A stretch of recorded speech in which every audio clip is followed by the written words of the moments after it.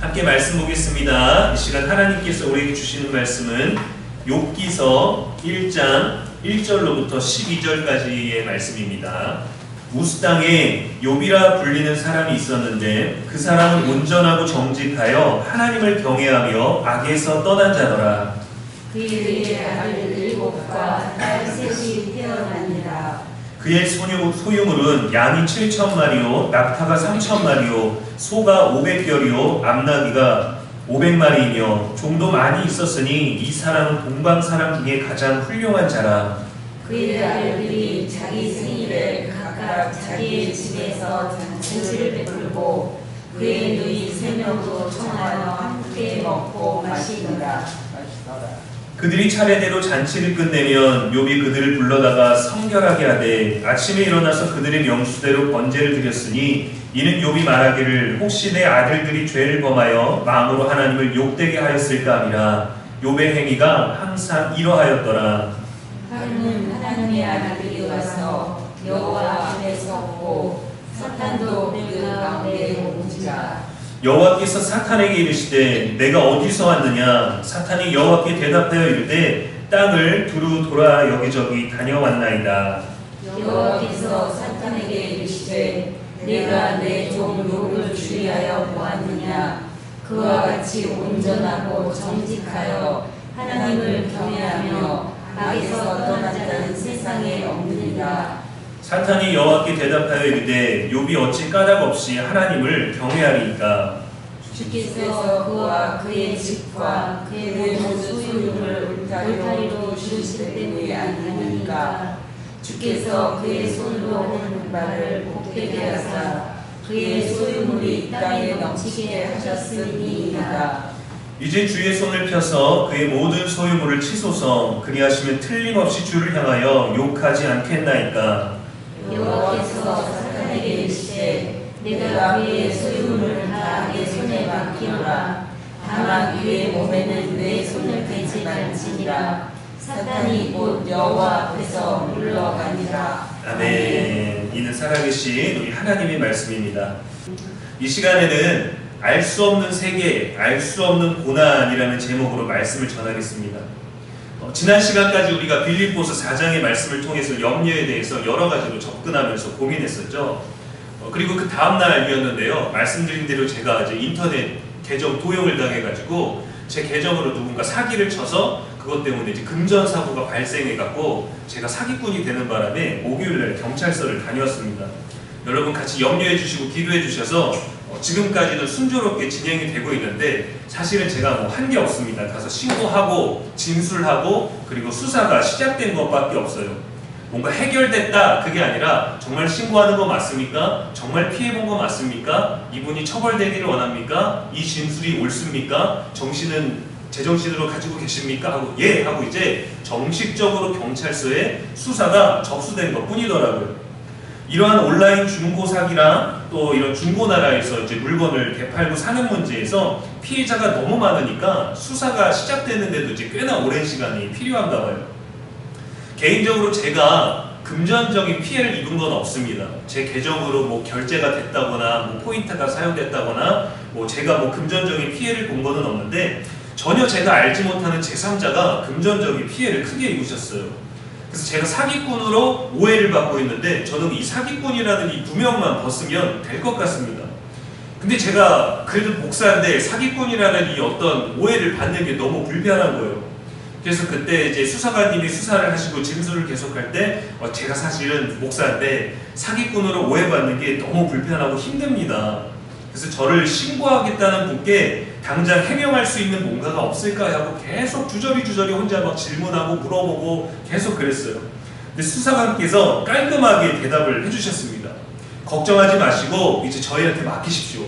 아무 염려도 하지 마시고 댁으로 돌아가셔서 전화가 오거나 신고를 당하시거나 문제가 생기면 안산 상록 경찰서에 신고했다고만 하시면 됩니다.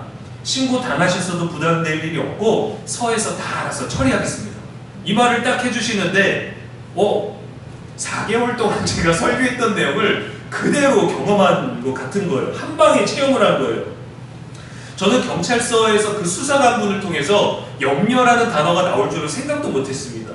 우리가 빌립보서 4장 6절의 말씀에 아무것도 염려하지 말고 다만 모든 일이 기도와 간구로 너희 구할 것을 감사함으로 하나님께 아뢰라 라고 했는데, 여기 이 두 구절에 담겨져 있는 모든 내용들을 수사관께서 제게 들려주시는데, 야, 이분이 하나님이신 것처럼 느껴지더라고요.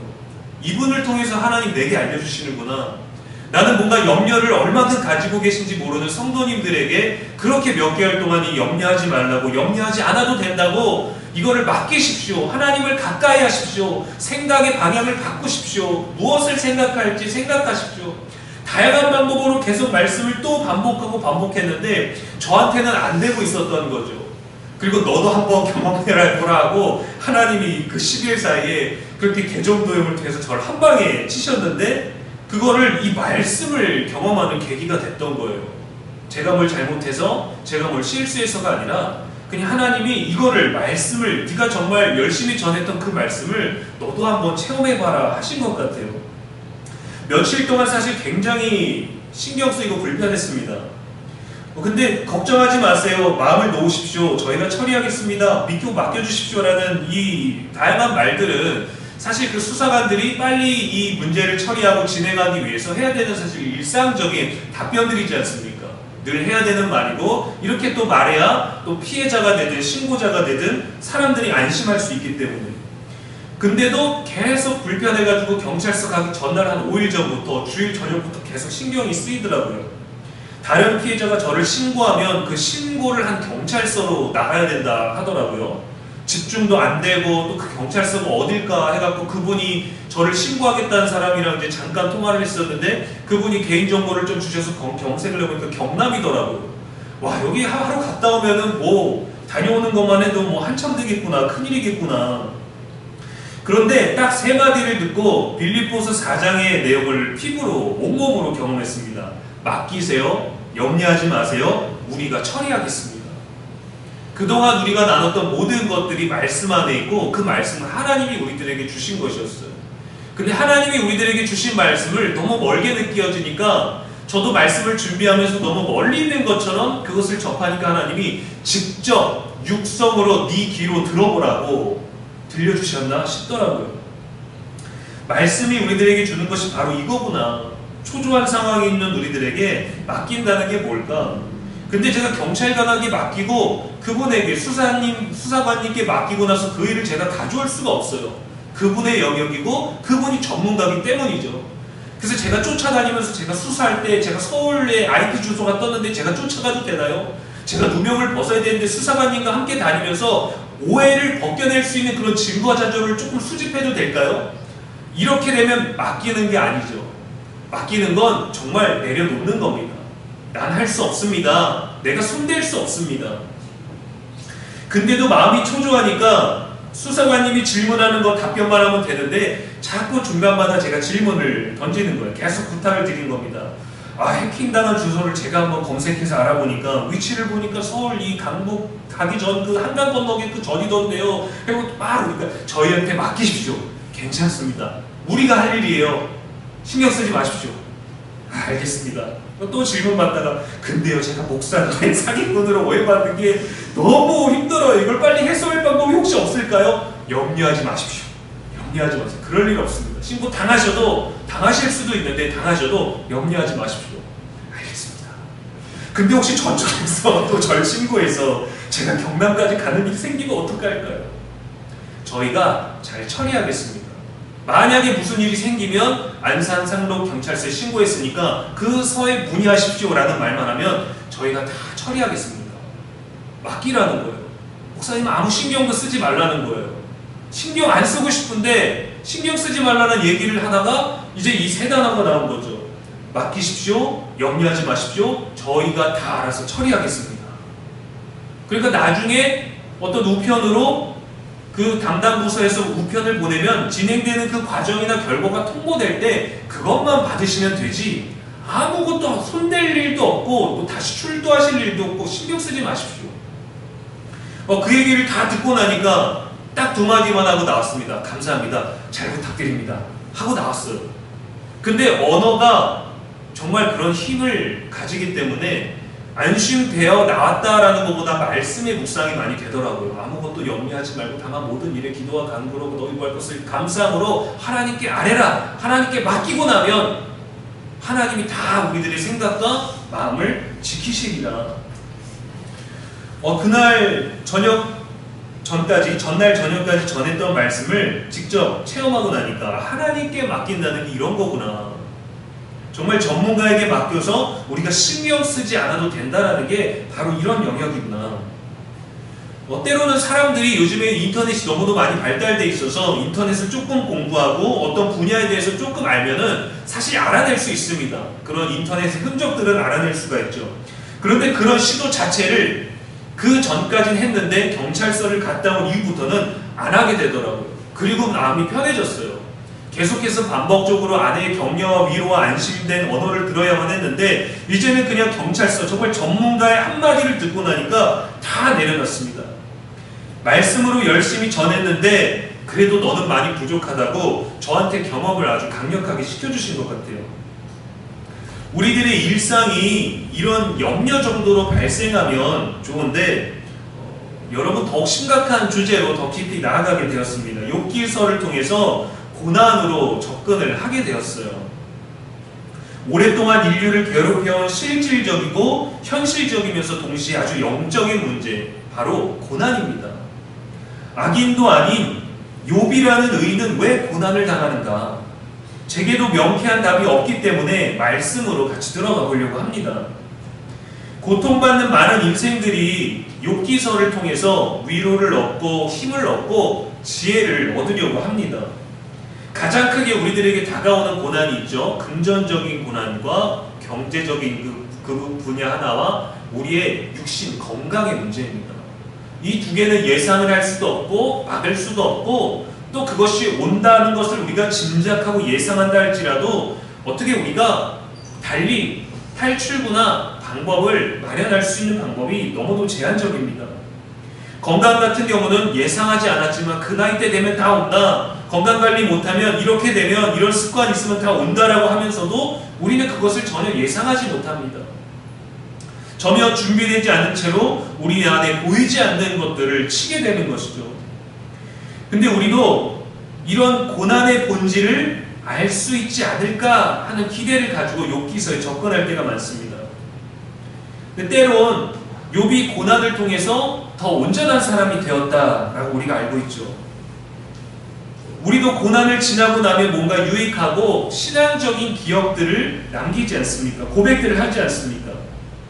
근데 우리가 방금 성경을 읽었지만 욥은 고난을 당하기 전에 이미 영적으로나 육적으로나 온전한 사람이었습니다. 1절 말씀에 그 사람은 온전하고 정직하여 하나님을 경외하며 악에서 떠난 자더라. 그에 대해서 정말 의롭고 온전하라는 표현을 쓰고 있어요. 고난받은 이유가 아니라 고난받기 전에 욥은 이미 온전한 사람이었다는 것입니다. 하나님도 욥을 자랑스럽게 여기셨습니다. 그렇다고 저와 여러분은 온전하지 않기 때문에 고난받는 건 결코 아닙니다. 8절 말씀에 내 종 욥을 주의하여 보았느냐? 그와 같이 온전하고 정직하여 하나님을 경외하며 악에서 떠난 자는 세상에 없느니라. 1절의 성경이 욥을 소개하면서 했던 말은 곧 하나님이 하신 말과 같은 거예요. 이런 사람이 세상에 없다라고 말씀하셨습니다. 근데 이 말씀은 하나님이 사탄을 앞에 두고 하신 말씀이에요. 사탄은 그저 두루 돌아다니다가 하나님의 아들들, 천사들과 앞에 있을 때 사탄도 그 앞에 왔는데 갑자기 하나님이 뜬금없이 그 사탄에게 욥을 자랑하는 거죠. 야, 너 내 종 욥을 주의하여 보았느냐? 봤냐? 내 욥이야. 엄청난 존재지. 엄청난 인간이야. 세상에 이런 사람이 없어. 어떻게 보면 하나님이 사탄을 도발한 겁니다. 욥은 몰라요. 욥은 이 사실에 대해서 알 수 없는 세계에서 이루어지고 있는 이 대화를 전혀 짐작할 수가 없습니다. 귀뜨더라도 온 게 없어요. 이렇게 알 수 없는 세계에서부터 시작된 것으로 통해 온전하고 정직하여 악에서 떠난 세상에 이런 존재가 없는 욥이 하나님의 뜻에 따라 고난을 당했습니다. 근데 하나님의 뜻이 뭔지를 모르겠어요. 제 원고에도 하나님의 뜻 해놓고 거기에 가로라 해놓고 물음표 3개가 있습니다. 하나님의 뜻이 대체 뭐길래 알 수 없는 세계로부터 고난이 의로운 욥에게 왔을까? 소돔과 고모라 같이 새벽에 나누고 있는 니느웨 같이 죄악이 악독하여 하나님께 상달될 때까지 이른 그런 악한 민족이라면 모를까? 하나님이 자랑하는 욥에게 뭔 하나님의 뜻이 있길래 고난이 올까요? 욥 자신은 이 고난이 어떻게 시작되었는지 전혀 모르는 상태입니다. 하나님의 뜻은 정말 어려워요. 늘 말씀을 듣고 우리가 아멘하고 그 뜻대로 살기를 원하지만 정말 어렵습니다. 저도 모르겠어요. 오늘 본문 6절부터의 말씀은 초자연적인 세계에서의 대화입니다. 우리가 알 수 없는 세계죠. 볼 수 없는 세계죠. 보지 못했던 세계고 볼 수 없을 세계입니다. 특히나 욥의 고난은 어떤 원인이나 이유가 없습니다. 욥에게 어떤 잘못, 큰 죄악, 하나님만 아는 어떤 특별한 실수가 있어서 발생하는 고난이 전혀 아니었어요. 가끔 우리가 성도가 성도 사이에 고난을 받으면 딱히 우리가 위로할 말들이 없잖아요. 왜 오는지 아마 우리는 어떤 답을 주고 싶어 합니다. 하나님이 성도님을 많이 사랑해서 그래요. 하나님이 뭔가 메시지가 있을 거야. 하나님의 훈련이 있을 거야. 하나님의 계획이 있을 거야. 하나님의 뜻을 알지 못하니까 우리가 할 수 있는 말은 인간의 언어 안에서 정말 어떻게 긍정적이면서도 부정적인 모든 의미를 함유하는 단어밖에 할 수가 없는 겁니다. 부정적인 단어로 이 고난을 아주 내 인생을 정말 저주받은 것처럼 말할 수도 없고, 고난 때문에 힘들어하는 사람에게 격려의 말은 못하겠는데 어떻게 말씀 안에서 좋은 얘기를 해줄까? 그러면 우리가 알지 못하는 하나님의 계획, 하나님의 사랑, 하나님의 어떤 훈련과 의도를 말할 수밖에 없는 거죠. 그런데도 위로하려고 위로를 받으려고 하지만 정말 힘든 언어인 것 맞는 것 같습니다. 그럼 만약에 우리가 반대로 고난이 오는 이유와 원인을 안다면 견딜 만한 것이 될까요? 그렇지도 않죠. 크고 작은과 상관없이 고난이라는 그 자체가 힘든 겁니다. 아니면 모든 인생에게 주는 신의 또 다른 선물일까요? 고난이라는 예수님의 구원이 십자가가 고난에 쌓여 우리에게 온 것처럼 고난도 정말 우리들에게 가장 좋은 것을 주기 위한 어떤 에피타이저 같은 걸까요? 도발당한 사탄이 대답합니다. 자존심이 세니까 아마도 기분이 나빴겠죠. 9절 말씀에 사탄이 대답합니다. 욥이 어찌 까닭 없이 하나님을 경외하리까? 이 말은 여러분 우리 신앙의 본질적인 상태를 꿰뚫는 의미가 있습니다. 사탄의 언어는 정말 교묘해요. 탁월하기까지 합니다. 이렇게 표현할 수 있겠죠. 하나님, 당신이 주신 무엇 때문에 하나님을 지금까지 사랑한 겁니다. 하나님 자체를 사랑하는 인간은 이 땅에 없어요. 하나님이 복도 주시고 지켜주시고 위로도 주시고 잘 되는 일도 있고 소유를 더 많이 주셨기 때문에 욥이 하나님을 사랑하는 겁니다. 하나님이 주신 것을 빼앗아 보십시오. 당신을 저주할 겁니다. 하나님이 주신 것 아닌 하나님을 사랑하는 인간은 없습니다. 이런 말이지 않을까요? 사탄이 이 말을 하나님을 향해서 한 언어기는 하지만 하나님 편에서는 하나님 모든 것 알고 계시기 때문에 하나님은 어처구니 없는 말처럼 들리겠죠. 근데 성경을 읽는 신앙인들 입장에서는요, 너무도 뼈 때리는 말일 것 같아요. 하나님을 사랑하는 게 아니에요. 하나님이 주신 걸 사랑하는 거죠. 하나님이 주실 걸 사랑하는 거지 하나님 자체를 사랑하는 건 아닐 겁니다. 그에게 복을 주셨나요? 그 복을 빼앗아 보십시오. 건강을 주셨나요? 건강을 빼앗아 보십시오. 병이 완치됐나요? 병을 다시 한번 줘보십시오. 소유가 많나요? 빼앗아 보십시오. 관계가 좋아서 모든 일들이 잘 형통하게 됩니까? 관계를 다 끊어보시고 배신을 심어놓으십시오. 그래도 하나님을 사랑할까요? 아니요. 하나님이 주신 것을 빼앗기면 하나님을 사랑하지 않을 겁니다. 그 말을 하고 있는 거예요. 하나님은 믿는 자들에게 복을 베푸시고 보호하시고 형통하게 하신다는 것을 우리는 알고 있습니다. 욥도 그렇게 알고 있죠. 욥은 온전한 사람이었습니다. 온전하지 않은 사람은 형통할 수 없어요. 형통하면 안 됩니다. 맞죠? 이것이 우리의 기본적인 신앙적 사고예요. 신앙의 신념, 원리와 같은 거죠. 근데 우리가 하나님에 대해서 성경이 우리들에게 알려줬던 것들에 대해서 지금까지 우리가 믿어왔던 신앙의 어떤 그 신념들이 무너지는 고난이 찾아오면 너무 힘들어집니다. 너무 힘들어지는 거죠. 성경은 모든 삶의 경우, 모든 악의 경우, 모든 선의 경우, 모든 시험과 모든 환난과 고난과 축복과 천국에 대한 이야기들을 우리들에게 알려주지만 우리가 악인이 잘 되는 것은 신경 쓰지 않을 수 있는데 주변의 선한 분들이 정말 누가 봐도 믿음 없는 사람들이 봐도 천국에 갈 수밖에 없을 것 같은 사람들이 천국에 가기 전 이 땅에서 너무도 혹독한 고난을 받는 걸 보면 우리는 때로 어려워집니다. 회의적인 마음이 들기까지 하죠. 사역하면서 그러한 경우들이 많았습니다. 너무도 착하고 정말 너무도 선하신 분이신데 그분이 어느 날 복음을 받아들이셨어요. 그분에게 새로운 인생이 펼쳐졌습니다. 근데 복음을 받아들이고 새로운 인생을 살기 시작하고 그분의 정말 좋은 선한 성품과 복음이 만나서 정말 모든 사람들이 너무 아름답다라고 할 수밖에 없는 어떤 여성분이 계셨는데 암에 걸리셨어요. 신방을 몇 번 요양병원으로 다니고 큰 병원으로 옮기고 그분의 임종에 이를 때까지 계속 신방 다니고 기도하고 했는데 하나님 치유해주지 않으셨습니다. 두려움 속에서도 살고자 하는 희망을 버리지 못하고 나는 천국에 갈 수 있을까요? 믿음의 연수가 그렇게 짧은데 정말 난 예수님을 믿은 게 맞을까요? 그래서 하나님이 기적을 조금 베풀어 주셨으면 좋겠는 거예요. 시한부가 떨어지고 나서 그것보다 조금 더 많은 시간을 주셨으면 좋겠는데 점점 갈 때마다 남아있는 시간이 짧아진다는 병원의 이야기를 듣게 되는 거죠. 근데 그런 분에게 이제 두렵습니다, 이제 무섭습니다라고 말하는데 그 어떤 하나님의 뜻도 전할 수가 없더라고요. 또 제가 신앙생활할 때 어릴 때부터 저를 귀하게 여겨주신 분이 계십니다. 근데 어느 날 치매에 걸리셨어요.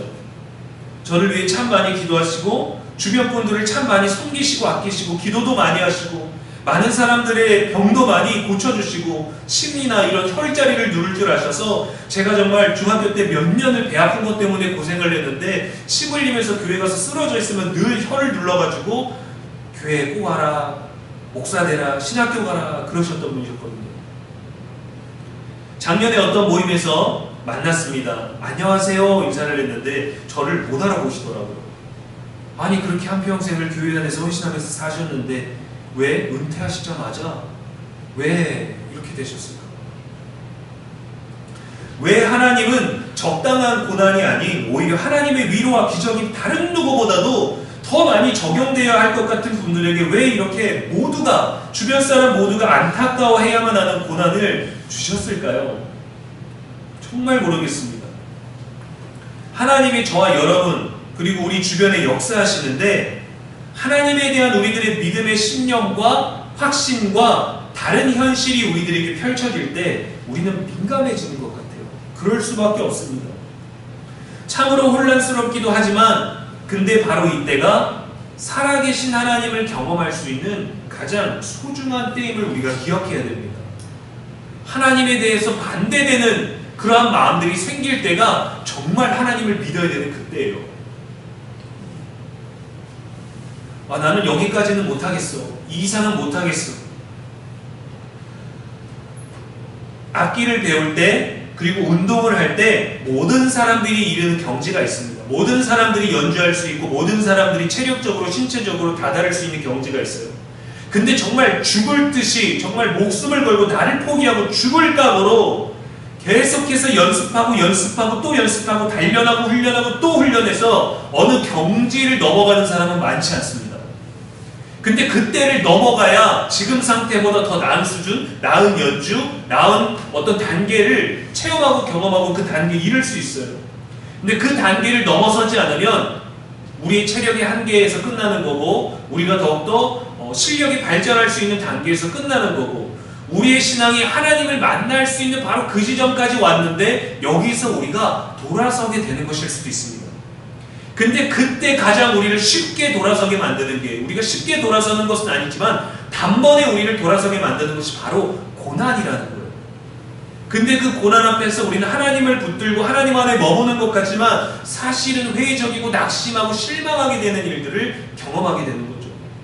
그래서 함께 있는 성도가 성도를 위로하고 격려하고 우리는 하나님의 뜻을 모르지만 하나님의 뜻을 다가가기 위해서 그때 하나님을 더 붙잡아야 되는 것입니다.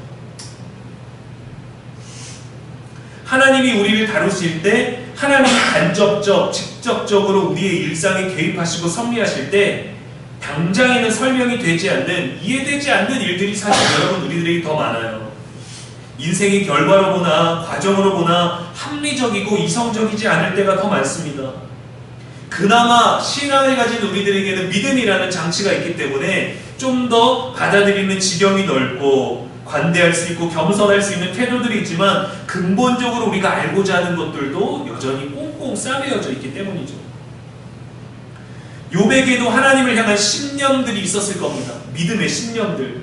믿는 자들에게 복 주시고 하나님을 경외하는 자들을 지키시는 그런 원리, 일반적인 신앙의 원리, 신앙을 지키는 자의 형통한 삶, 하나님이 지탱해 주시는 그런 근본적인 신앙의 어떤 열매들.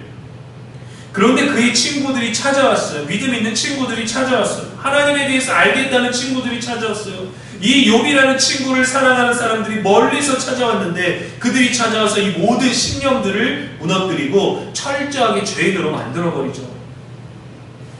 근데 이런 상황에서조차 하나님은 욥에게 그 어떤 계획이나 설명을 해주시지 않으셨습니다.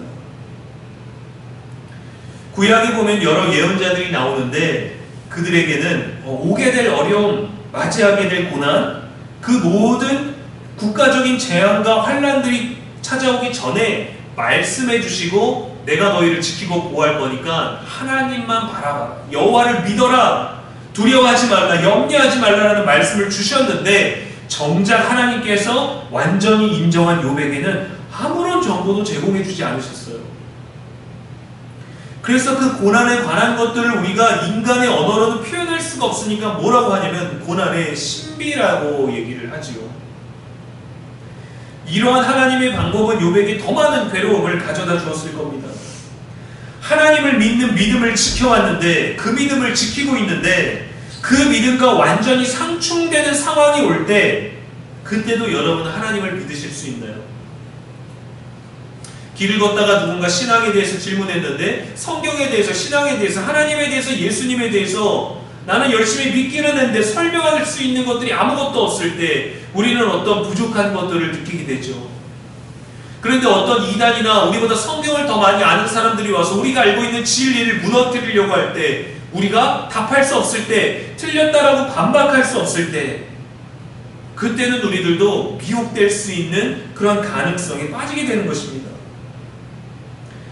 욥의 모든 고난은 욥의 그 어떤 동의나 어떤 원인도 없이 하나님과 사탄의 볼 수 없는, 보이지 않는 세계의 움직임에 의해서 내몰리게 되었어요. 때로는 저와 여러분도 그렇게 내몰림을 당하게 될 수 있습니다. 우리 교회가 그러한 어려움들에 빠지게 될 수도 있을 것입니다. 저와 여러분에게도 믿음의 신념이 있잖아요. 지금까지 믿어왔던 하나님은 이런 분이야. 하나님이 어떤 분이신지, 또 우리를 위해 얼마나 많은 일들을 하셨고 앞으로도 하실 수 있는지 우리는 알고 있습니다. 우리 신앙에 대한 자부심도 있죠. 난 하나님을 믿는 사람이야. 난 열심히 믿어왔어. 나는 복 받을 거야. 나 때문에 많은 사람들이 더불어 복을 받을 수 있을 거야. 그런 어떤 신앙 안에서의 자부심도 있을 것입니다. 그런데 동일하게 우리에게도 볼 수 없는 세계로부터 고난이 올 수도 있어요. 이미 큰 것들을 경험하신 분들도 있으시겠죠. 이러한 육적인 것들을 포함한 철저한 영적인 고난은 반드시 하나님을 믿는 믿음으로 승리합니다. 욥기서의 마지막도 하나님에 대한 믿음으로 승리하는 거예요. 하나님을 믿었기 때문에 원인 없는, 이유 없는 고난이 왔을 때도 흔들리지 않는 겁니다. 내 탓이면 받아들일 수 있겠죠. 근데 아무 이유도 근본도 모르겠는 어려움이 왔을 때 누군가 나를 사기치고 내 걸 어떤 도용해서 범죄를 일으켰다는 사실을 안다면 어이구 어떡해, 손쓸 수도 없지만 그 상황을 맞이할 수밖에 없습니다. 대면할 수밖에 없습니다. 왜 나한테 이런 일이 일어났지? 우리는 자꾸 왜라는 이유의 질문으로 범접하려고 하죠. 다가가려고 하죠. 그러나 그걸 안다고 해서 우리들이 달라질 건 없어요. 그때 무엇이냐? 우리가 자꾸 던지고 싶은 질문이 아니라 본능이 이끌어가는 게 아니라 우리들의 마음을 하나님 안에서 붙들고 있어야 됩니다. 그거를 사탄이 제일 싫어하거든요. 그래서 사탄이 욥을 시험한 거죠. 하나님이 주신 것을 빼앗아 보십시오. 하나님을 저주하고 욕할 것입니다.